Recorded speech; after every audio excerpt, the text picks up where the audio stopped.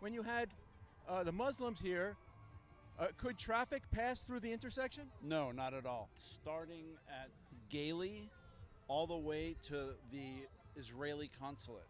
That's a good close to a mile. Yeah. Starting from Gailey all the way down, the streets were blocked, closed off. There were thousands and thousands and thousands of people here. They were Muslims. There were Jews amongst them, pro-Palestinians.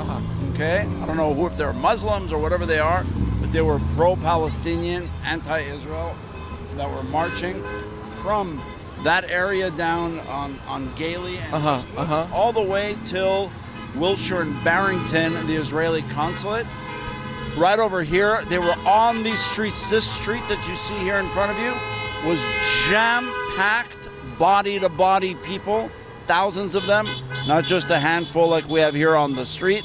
There were no cars driving by, and you could even look up and find helicopter shots of them marching from here all the way to the Israeli consulate by the thousands. Aren't there more Jews in Southern California than Muslims? I don't know the numbers, but I know that this is the second largest Jewish community in the United States. There are supposedly 600,000 Jews here. This is the fourth Israel rally that I've been to in the last 2 weeks. And when I say, let me say the fourth Israel-related rally, okay? Because the Muslim one was also Israel-related. It was anti-Israel, but it was Israel-related. At that rally alone, there were more people than the 3 pro-Israel rallies that I've been to put together, hands down. But is the solution to keeping Jews safe in America at this stage whether they come out at protests?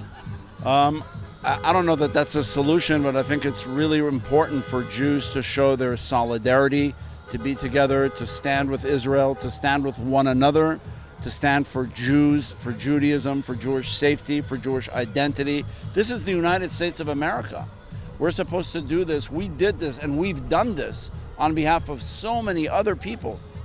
We've done this for African Americans. We do it for gay and lesbian. We did it recently for Black Lives Matter. We're the people that are always there to stand on behalf of others. When it comes to standing for ourselves, we apologize, we stay home, we're afraid, we don't unite. I can't understand it. And so is anti-Semitism from Muslims taboo to challenge? Depends who you ask. There are some who will say, it's not really anti-Semitism, they're not being anti-Semitic, they just don't like Israel. That's the excuse that I've heard many rabbis give that excuse. They don't really hate Jews, they have no problem with Jews, they just don't like Israel and Israel's policies. But the attacks in the street are asking, not are you Israeli, but are you Jewish? Exactly. Again, they'll say those are isolated incidents, don't foment paranoia, this is not Nazi Germany, we're in America. Well, when I see people being attacked, brutalized, and the kind of things that we hear people saying, I don't care what it is, it's violence targeting Jews. Yeah. And Jews should stand up for themselves like we've done for ourselves many times and like we've done for so many others over so many years here in this country. Has this anti-Semitism been absorbed through the left into the Democratic Party?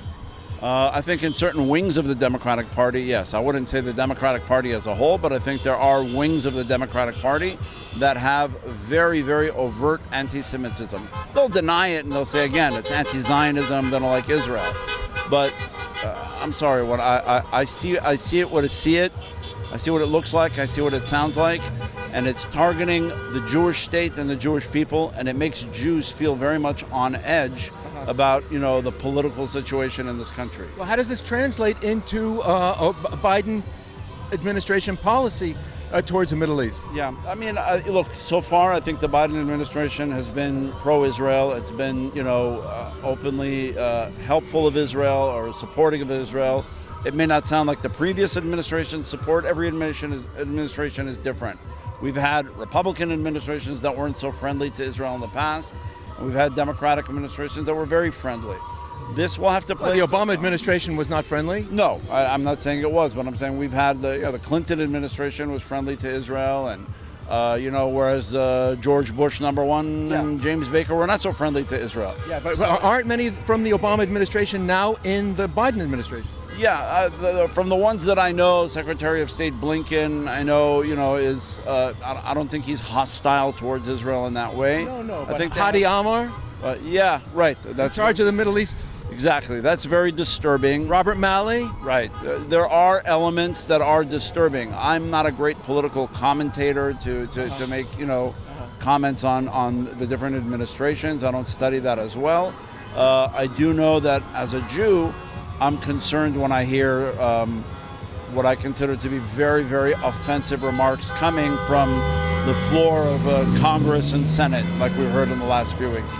That's disturbing because whereas administrations have always, had their own, pro-Israel or questioning Israel's stance, Congress has always stood with Israel almost unanimously.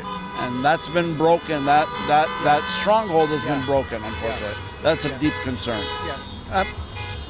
Now, as a rabbi who represents Jews from Islamic countries, or Arab countries, and Persia, I'm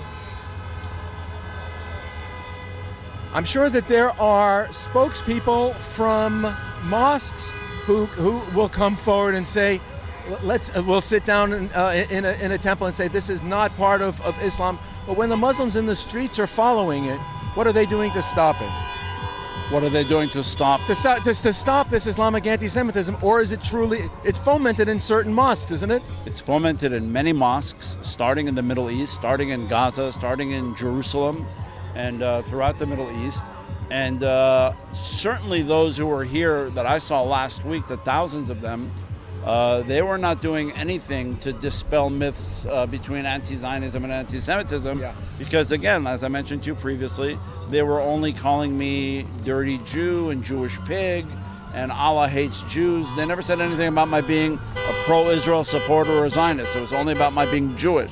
So certainly the extreme radical elements that are out into, and if we do want to talk about politics, while most Jews in Israel are talking about trying to make a peaceful solution and even talking about two-state solutions and all sorts of ways to resolve a conflict so that their future children can live in peace. Here they were saying from the desert to the sea, Palestine will be free. I don't know what kind of two-state solution they're talking about there. Doesn't sound like it. Because the Palestine they're referring to is not just the West Bank and Gaza? No, not at all. Not at all. When they say from the desert to the sea, Palestine will be free, they mean the entire state of Israel. Yeah. When people talk about Sheikh Jarrah, right, I also talk about Sheikh Munis. Sheikh Munis is a place in Tel Aviv. Yeah. Right? It's the same thing. Those who are spouting out those kind of slogans, they're not talking about East Jerusalem or West Jerusalem. Those were Arab villages. Right. They're talking about what they called Palestine, the territory until 1948, what we've always called the Eretz Israel, the land of Israel. Yeah. That's what they're talking about. And they have no desire to see two states living side by side in peace. They want to expel Jews. Period. And they don't want a Jewish presence in the Middle East, certainly not one that's sovereign. And that's one of the bottom line issues, is that this is not about 1967, and this is not about 1993 Oslo, and this is not about 2000 Camp David. This is, to most of them, about 1948. The moment the State of Israel was declared, we became taboo in the Middle East as a Jewish state, because Jews don't have the right to have sovereignty anywhere. That's their goal. Certainly not in what they consider to be a Muslim territory and Muslim Middle East. They want to ignore 3,000 plus years of Jewish history in that region, in that land, in many of those countries, but of course in the land of Israel. They want to ignore the fact that in the Bible, in the Hebrew Bible, the word Jerusalem is mentioned over 700 times, and in the Quran it's not mentioned once. Moses is mentioned more times in the Quran than Muhammad is. All of that is ignored. All of that is ignored. It's fascinating.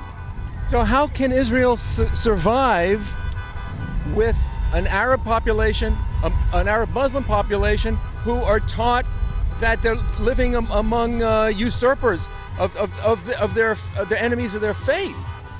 Israel has survived and will continue to survive because the spirit of Israel and of Israelis is very strong. Israel is a strong democracy. It's a stable country. It's a strong military. It's one of the strongest armies in the world. Israel can defend itself, has been called upon to defend itself countless times from its very birth all the way to these past 10 days. And while we've taken a lot of hits, the Israeli army, I say this as a proud veteran of the IDF myself, and as a proud, this hat that I'm wearing belonged to my son, Ilan, who now lives in Jerusalem and just finished his IDF service as a combat soldier and has made Aliyah. Okay? There's a lot of young, strong, proud Jewish people. Many who have made Aliyah come from the United States to serve in the army. Israel is going to remain a strong country. I'm not worried about the survival of Israel. I'm more worried about the survival of Jews in the United States. And Western Europe? And in Western Europe, meaning, yes, if I'm talking about being in America, I'm more worried about the future of Judaism in this country than I am for Israel. Israel takes a lot of hits, but Israel is going to remain a very strong, resilient, determined country that's going to fight and stand up, whether it's based on nationalism, Zionism, or just the very desire to protect their boyfriends and girlfriends and their basketball court and their ability to just live a normal life and go to cafe and go to university and meet and fall in love and get married. No matter what the motivation is, young Israelis are going to continue to be there and to be strong. I'm not so convinced that that's the truth for the Jewish community in the United States. Especially if the authorities and the media don't get a hold of this Islamic anti-Semitism and address it. Right. It has to be addressed and has to be called out for what it is, head on, without any political correctness. Because when we, in the Jewish community, have some extremist elements within our own, we're the first to call them out. We're the first to call them out. We're the first to say the day that there was a lynch that took place, I don't know, during these 10 days in Israel, thousands of Israelis took to social media with their hands on their hands that said, Lo bishmi, not in my name. We're the first to condemn when there's that kind of extremist violence. I don't hear the condemnation coming from the other side. And when the local security authorities are not willing to call out Muslim anti-Semitism for what it is, anti-Semitism, that's very disturbing. It's problematic.